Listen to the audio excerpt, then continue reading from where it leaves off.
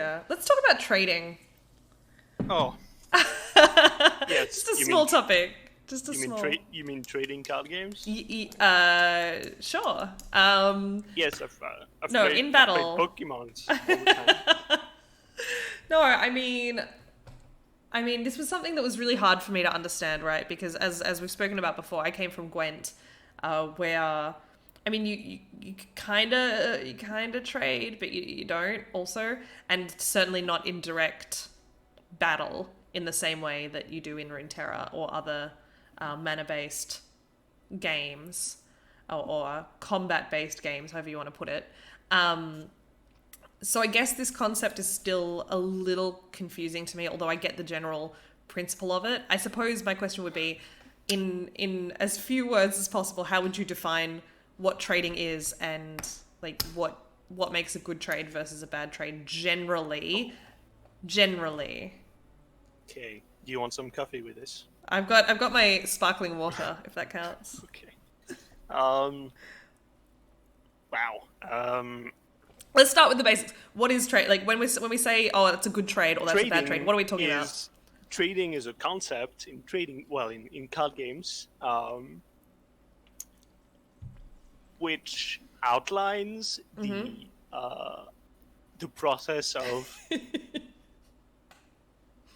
using a card in exchange for your opponent giving up some of their resources as well. Yeah. I guess is the most like cookie cutter definition I can make, and so, it's not correct or exhaustive by any stretch of the imagination. But what it means in simple terms is that to win the game, you want to use as few cards as possible to trade for as many cards as possible from the enemy. Like, yes. I mean, imagine you play a game and both you and me, we're fighting each other. We both start with 3 cards. If I manage to use 1 card to trade your 3 cards, I win because I have 2 cards left and you have none. That's sort of the just basic principle. And from there, a lot of decks want to leverage that fact by playing control and therefore generating a lot of value by trading cards in that way, trading up. Yeah, trading up. Yeah, because I guess that's the thing for me. Like when I think of trading, I usually think of it in the context of someone. I guess maybe this is because I watch streams, but I usually think of it in the context of a battle situation with the cards where you're going to lose your card, and you say it's okay. Like I'm willing to trade that, or that's not a great trade for me, really, or whatever it happens to be. Because you're trying to evaluate whether losing your card is worth it for the damage you deal or whatever it happens to be. And I suppose in the context of Runeterra, does the concept of trading, is it usually related to the mana of a card, or does it also relate to, I suppose, whose turn it is or what it enables the opponent to do? I suppose it definitely has to do with keywords and things like that, like, for example, you've got 2 1-drops and one of them has Challenger and the other one doesn't. Like, that's probably a decent trade, right? Trading it's neither good nor bad, but yeah, there's elements that will make the trading good or bad. That's what's important to understand. If you play, let's say I play Citria of Cloudfield, 1 mana 2/2. You play Jagged Butcher, 1 mana 2/2. I attack, you block, boom, that's a trade. It's literally the most that's neutral a 1-for-1 trade you can have. Yeah, exactly. That's a 1-for-1 trade. Yeah. No one loses anything, no one gains anything. Now everyone feels a bit shit about it, but it's kind of like Yeah. The thing is, this seemingly neutral trade can turn into like kind of a good trade if you think about it, depending on what decks we're both playing. Yeah. If I'm playing like super aggro Demacia, and you're playing like very control whatever. I mean, I don't know why you would play Jagged Butcher in a control deck. That's not the point. The point is, if your goal is to slow down the game and take as little damage as possible, this trade is probably good for you because you have successfully defended for now. And usually against aggro, the first few turns are the most important because, well, that's when you die.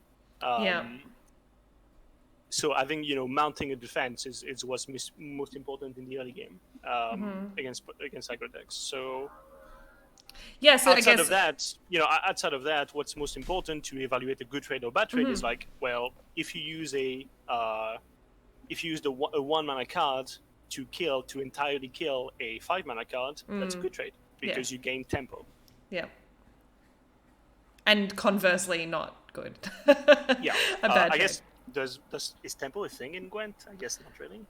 Kind of with regards to how many points you can generate with each individual just card. a single card. Yeah. Right. Yeah. Makes sense. Yeah, I guess that's kind of what I'm thinking about. I guess for me, it's the difficult situation for a beginner player is, of course, you don't necessarily know all the decks and what their strategies are, and so you're kind of it can be hard to evaluate what is a good trade and what is a bad trade. And I suppose sometimes something that I would see as super threatening, like a challenger tag, for example, I might think, oh, it's worth losing my 3-mana card to their 1-mana card because it has challenger. But that might be because I, as a newbie, am overvaluing challenger, or maybe that is a good call given the deck they're playing. Do you know what I mean? Like, there's these kind of these things where I get a bit confused as to like how, like what's the zone in which the different mana costs, for example, of a card come into play in evaluating whether it's a good trade or a bad trade, and into decision making generally, I suppose. Yeah, I mean, at least that kind of thing can kind of get muddied sometimes. Like when you have cards like a House Spider, which creates 2 bodies, and then it's like it gets a bit hard to keep track when you have cards that generate other cards, and then they can like stack value and disperse it. So sorry to say, it doesn't get easier, basically. But I guess it mostly revolves around what your game plan is, because as the aggro player, most of the time they'll be like, I mean, you know what a good trade looks like, because the good trade looks like something that lets you open attack next turn and win the game and push as much damage as you can. That's usually what a good trade is like. But see that exact thing you just said there, I think that's something I was missing with this deck. As I was saying earlier, I wasn't valuing the open attack enough.